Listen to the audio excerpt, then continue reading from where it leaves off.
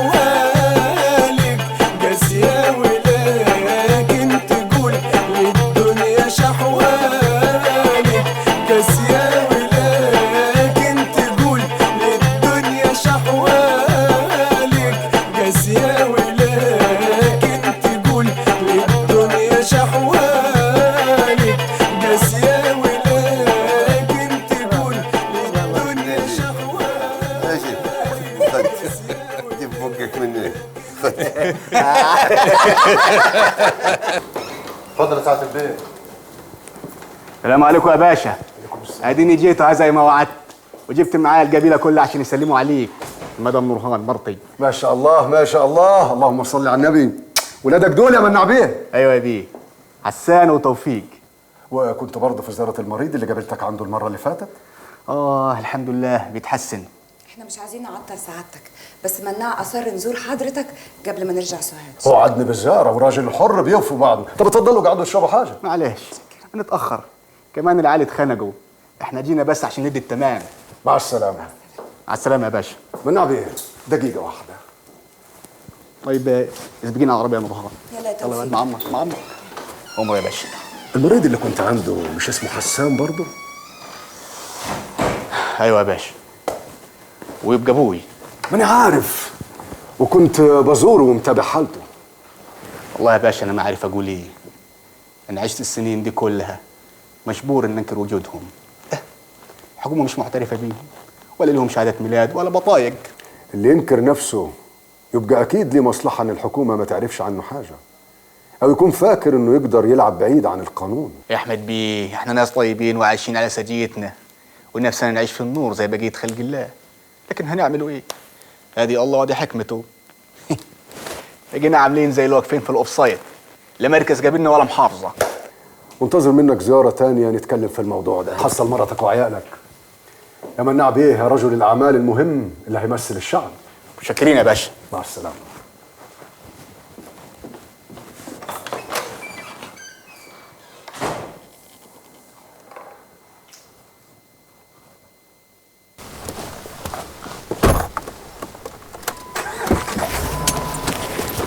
مرحبا يا معلم مناع. انت مين ويا الطبانجه دي؟ مجنون اياك. مش هنتحاسبوا هنا قدام الناس. اطلع.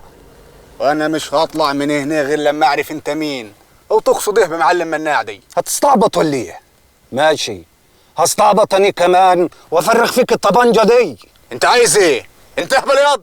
لك حق ما تعرفنيش، لكن انا هعرفك بنفسي. انا الطيب، ابن المعلم نمر الطيب، ملك تجار المخدرات في جنة. حصل لنا رعب والتهديد يا سيدي، لكن انا مالي. مالك كيف؟ اذا كان ابويا اتص 10 سنين سجن بسببك، وتجار مصر شهدوا عليه ان كان بيبيع لهم مخدرات بالزور، ولما استفسرنا عرفنا ان كان فيه تاجر تاني بيقلد ابويا ويبيع لهم باسمه. لا اله الا الله، وانا مالي بالخربطه دي؟ التاجر ده يبقى انت يا مناع بيه. يعني ابويا اتسجن ظلم بسببك، وانا لا يمكن افوت طاره. تشاهد على روحك. اشهد ان لا اله الا الله وان محمد رسول الله، لكن انا لا عمري شفت ابوك ولا اعرف حاجه عن تجار المخدرات من اساسه. مش همك ولا ايه؟ اعمل لك ايه اذا كان مخك متربس ما عايز تصدق؟ انا لا اعرف حاجه عن المخدرات ولا عمري شفت تجار مخدرات من اساسه. تحلف على كده؟ وانتش تكون انت عشان احلف يمين الله قدامك. يمين بالله لو ما نزلت من العربيه دي زي ما ركبتها لاخدك اسلمك المديريه اوديك ورا الشمس انت واهلك. فاهم ولا فاهمك؟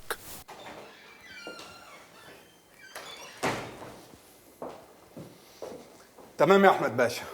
اهلا يا معلم طيب، عملت ايه مع مناع؟ كل ردود افعاله كانت طبيعيه كرجل اعمال، وواضح انه ما يعرفش اي حاجه عن المعلم نمر الطيب، لدرجه انه هددني بعرفته بسعادتك وانه ممكن يبلغ عني. واحد بذكائه ده لا يمكن يعترف بسهوله.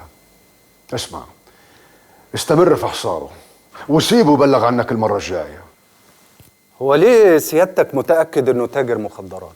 اي فلوس كتير ملهاش مصدر تخلينا نشك فيه، واذا كان هو قدر يخدع اسره محترمه ويتجوز بنتهم، فاحنا مهمتنا ان احنا نحطه تحت ضغط لحد ما نكشف سره. في مشاريع كتير للمنظمه في نجع الجبل مش ممكن هتتنازل عنها، وعشان كده العقد اللي معاكم ده هيبقى له قيمه كبيره بعدين. على كلامك كده يا بروفيسور ان احنا ممكن نرجع نجع تاني. حد يسيب بيته ويبقى عاقل؟ بيته ايه وعاقل ايه يا بروفيسور؟ صدقني احنا لو رحنا هناك تاني هنتقتل. مفيش حد قدنا بيصبر لغايه ما يوصل للاهداف بتاعته. المهم ما نغفلش ابدا عن الاهداف. طبعا يا بروفيسور انا هنفذ كل اللي تأمرني بيه، بس هحملك المسؤوليه لو اي حاجه حصلت. المهم انت ومستر سيف تاخدوا 3 اشهر اجازه، وبعد ال3 اشهر دي هترجعوا للبيت. انا اللي هدخلكم ومناع مش هيقدر يمنعكم، وده وعد من عندي انا. وانا واثق في وعودك يا بروفيسور. اسمح لنا بقى نسافر للدكتور فريمان في اسوان عشان نستمتع ونستجم شويه. ثانك يو بروفيسور. مع السلامه. باي باي. ثانكس بروفيسور. اجازه سعيده. باي باي.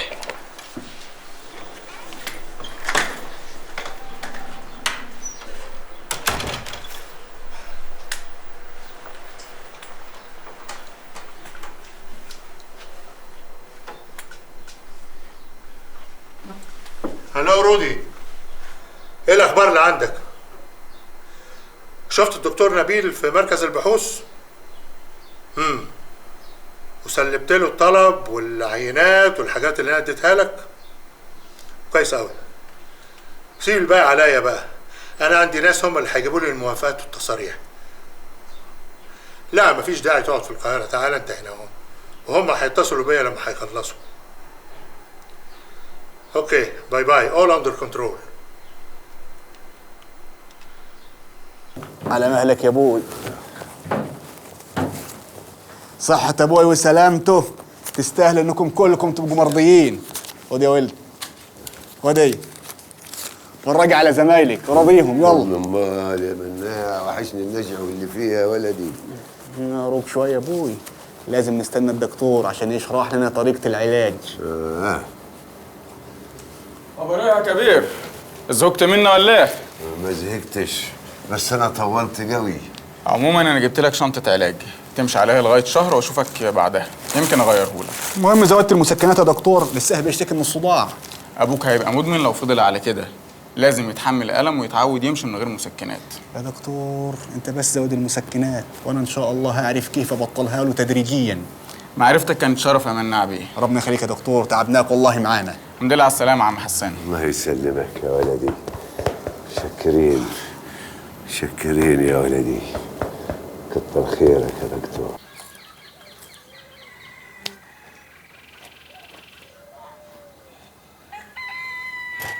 رقية، تعالي هنا اقعد، عايزك في كلمتين.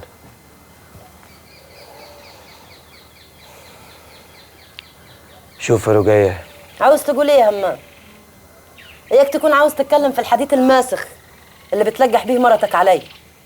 انا مش قادر اصدق يا رقية، عقلي مش قادر يصدق. كل ما اشوف حزنك على عمي اقول له يمكن يدك الطاعك وتقتله. اقتله؟ اقتل راجلي اللي رافعه راسي بيه؟ وليه؟ علشان بس المره فاجره زي حماتك؟ بحب اقول لك على اسامي النسوان اللي كان يروح لهم في عشه ابو الحمد، بس لو خشمي اتفتح يا اخوي مش هلاقي حد يترحم عليه. هم كتير، قولي يا رقية قولي، ما تخافيش. كل واحده كانت تشتكي من قله الخلفه ولا من جوزها، كانت تروح لابو الحمد يعمل لها حجاب يحقق مرادها، والملعون كان يسقيها حاجات تنسيها الدنيا، ويشيع لدياب يرمح له رمح. وانا عارفه وصابره، امك بس اللي كانت بتصبرني. بس انا حوشتك يا رقية، انا حوشتك كنت طالعه له بالليل بالسكين. ما كانتش ليها هي، كنت همزع وشها بالسكين علشان ما حدش يطيق يبص في وشها تاني. والجلابيه بتاعتك يا رقية اللي كان عليها الدم اللي دستيها بيدك في محمة الفرن. اسأل مرتك وهي تقول لك اني كنت غسلاها ونشراها في صحن البيت قبل ما البس جلابيه شغل البيت، ومن غير ما اشوفها. فتشها زين يا اخوي وشمها اذا كان فيها ريحه حرق ولا لا. يا ولدي يا ولدي، ده شغلك هنا حريم من مرتك امها، وإن ما كنتش هتوقفهم عند حدهم هيركبوك. وانا يعني ياما كنت عمت على امها، ما انا قدامك اهو بسال رجية. أنت دلوقتي كبير العيلة، وإن ما كنتش هتبقى سابع زي أبوك مش هتمشي كلامك على العيلة، وما ينفعش تبقى سابع برا البيت وقلت قدام مرتك، مش هيصدقوك وهيتمسخروا عليك. ما تخافيش ياما، خلاص من النهارده محدش هيقدر يقف قدامي بعد كده، لا جوه البيت ولا برا البيت. واللي هيفكر بس يفكر انه يقيم راسه قدامي، يمين بالله يمين بالله لاكون قطعها له ومريحه من الدنيا كلها.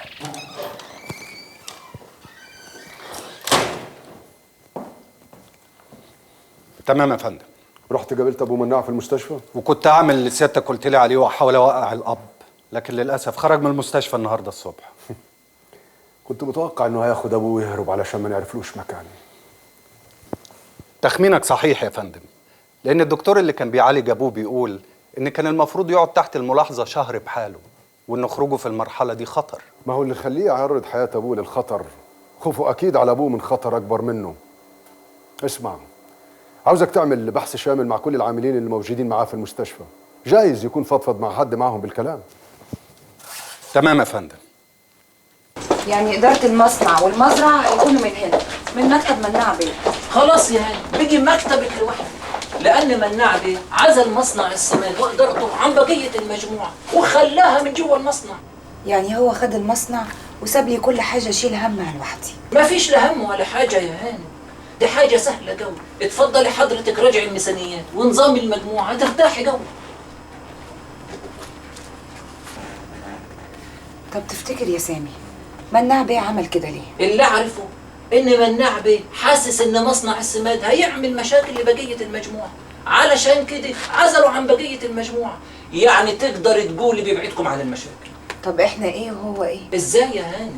كل واحد له ذمة مستقلة، يعني لو حصل خسائر في مصنع السماد مش هتأثر على بقية المجموعة. طب ليه ما يبيعش المصنع ويريح نفسه؟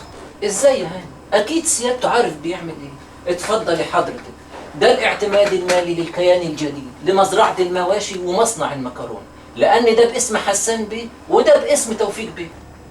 في رصيد كبير في الميزانية. طب سيبهم لي أدرسهم كويس، ولو عوزت أي حاجة منك هتصل بيك. تحت أمر حضرتك. تحبي أبعت لك شاي ولا قهوة؟ مفيش مانع لو شاي. بعد إذن سعادتك.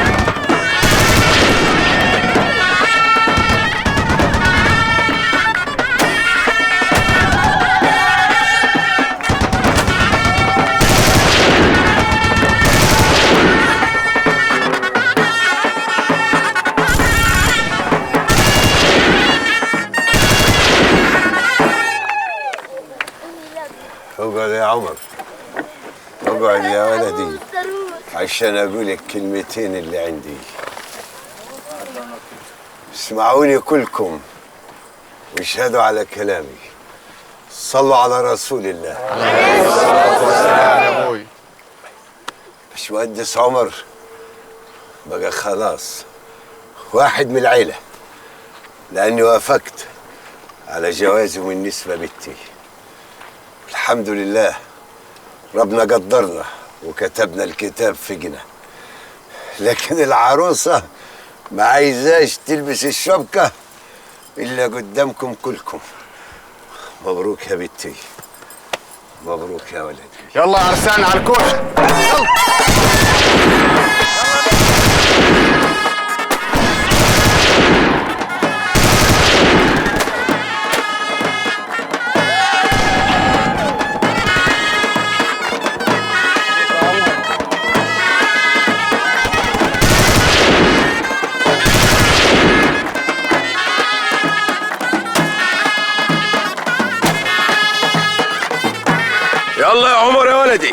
لبس العروسه شبكتها.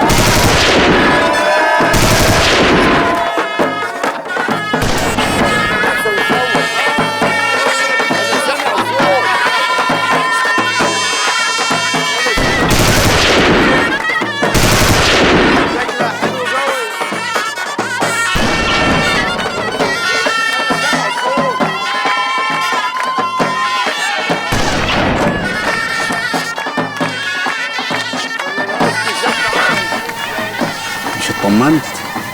يلا ادخل ارتاح يا ابوي. فرحتي واستعيت يا ولدي. حملنا افرح باختك ان شاء الله بعدها اموت. بعد الشر عليك يا ابوي. عايز تفرحني صح؟ قوم قوم ارقص لاختك عشان تفرح بيك. قوم. غالي والطلب رخيص.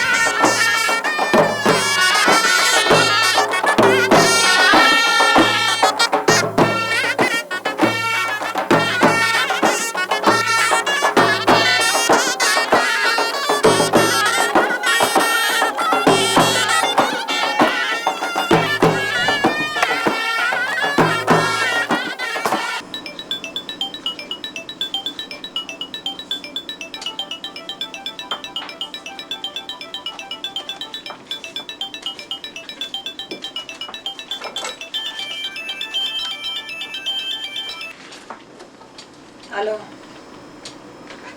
ايوه يا بابا. حاضر حاضر، انا ماشيه قلت للسواق يحضر العربية. طب أعمل إيه؟ كان لازم أفهم كل شيء هنا. بحاول أعمل نظام يريحني في الإدارة. الأولاد عاملين إيه معاكم؟ وحشوني. طب ما تخليهمش يناموا قبل ما أرجع. مع السلامة. السواق جاهز العربية. ماشي يا مرجوح. مبروك يا ناجي. عيش يا مغوري. مبروك يا كبير وعقبال ما نتجوز عيالهم. الله يبارك فيك. مبروك يا مناع. الله يبارك فيك يا واد عمي. تشكر يا ولدي. مبارك يا كبير وعقبال ما نتجوز عيالهم. عقبال ولادك. الله يخليك شرفتنا. مبروك يا كبير. الله يبارك فيك. مبروك. الله يخليك. انت تعبت جوا يا ابوي. لازم تروح ترتاح وتاخد الدواء بتاعك. خلاص يا ولدي، حاسس اني حققت مرادي وما عادش في نفسي حاجه. ونسيت حلم من اللي ما تحققش؟ ما نسيتش يا ولدي، لكن البركه فيك. الحمد لله العيله كلها بتسمع كلامك وبتطيع اوامرك. انت الخير والبركه برضك، ربنا يديك الصحه. خلاص يا ولدي، انا حاسس ان اجلي قرب. ما تقولش كده يا ابوي، ما انت زي الفل ها. الحمد لله، الحمد لله ان ربنا طول في اجلي لحد ما افرح باختك. الحمد لله. لكن انا خلاص يا ولدي حاسس اني ميت وماشي على رجلين، ما عادش في خطوة تانية أخطيها. كله بأمر الله، مقدر ومكتوب. يا ولدي، العيلة من بعدي ملاش حد غيرك. بس يا ترى يا ولدي هتقدر تقدم روحين؟ يعني تبقى هناك في سوهاج وهنا، ولا في تلت ابوك تتفكك والديابة تاكلها؟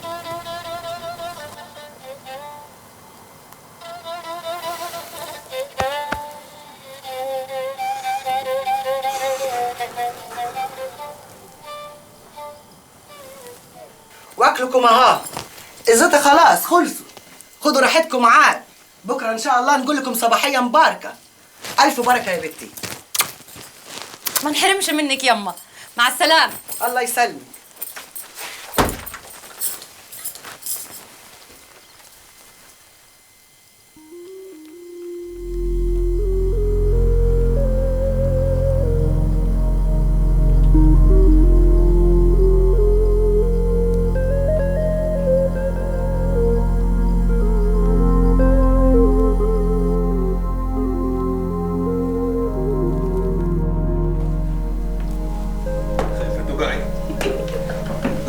الشاطر.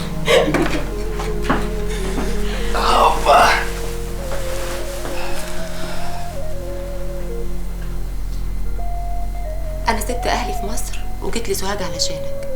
جيت للجنة اللي أنت وعدتني بيها.